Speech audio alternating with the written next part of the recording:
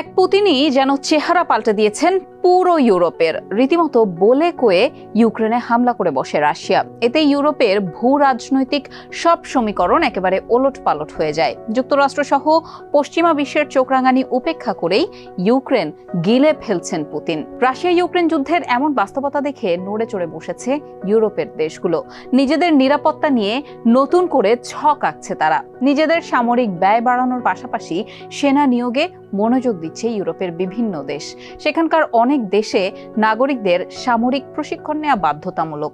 অনেক দেশে এই নিয়ম বাতিল হলেও তারা আবারও চালু করার চিন্তাভাবনা করছে। জার্মানিতে সামরিক প্রশিক্ষণ বাধ্যতামূলক করা যায় কিনা তা নিয়ে আবারও আলোচনা চলছে। দেশটির বিরোধী দল CDU সম্প্রতি সিদ্ধান্ত নিয়েছে ভবিষ্যতে তারা ক্ষমতায় গেলে 1 বছরের জন্য তরুণদের সামরিক প্রশিক্ষণ বাধ্যতামূলক করতে আইন তৈরির চেষ্টা করবে। 2011 সাল পর্যন্ত জার্মানিতে এই ব্যবস্থা চালুই ছিল।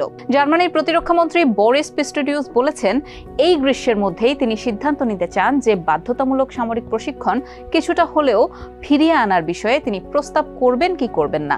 এই ক্ষেত্রে তিনি সুইডেনে চালু থাকা ব্যবস্থা মূল্যায়ন করে দেখছেন।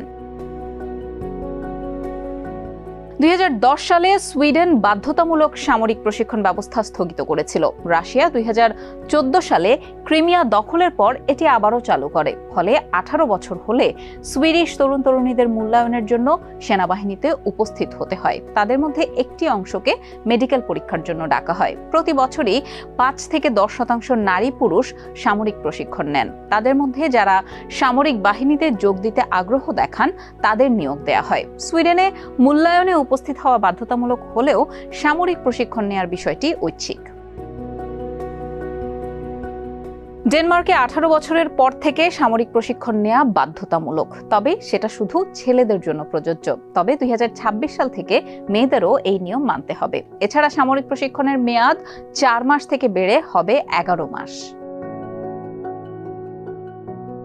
নরওয়েতে 2016 সাল থেকেই ছেলে ও মেয়ে উভয়কেই সামরিক প্রশিক্ষণের জন্য উপস্থিত হতে হচ্ছে।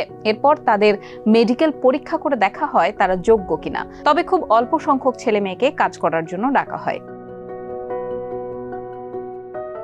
অস্ট্রিয়ায় সামরিক প্রশিক্ষণ সবসময়ই বাধ্যতামূলক। শারীরিকভাবে সুস্থ থাকলে সেই দেশের পুরুষদের 18 থেকে 35 বছর বয়সের মধ্যে যে কোনো সময় 6 মাসের সামরিক প্রশিক্ষণ নিতেই হয়। যারা নৈতিক কারণে সামরিক বাহিনীতে যোগ দিতে চান না তারা 9 মাসের জন্য কমিউনিটি সেবা করতে পারেন। তুরস্কে 20 থেকে 41 বছর বয়সী সব পুরুষের জন্য অন্তত 6 মাসের সামরিক প্রশিক্ষণ বাধ্যতামূলক।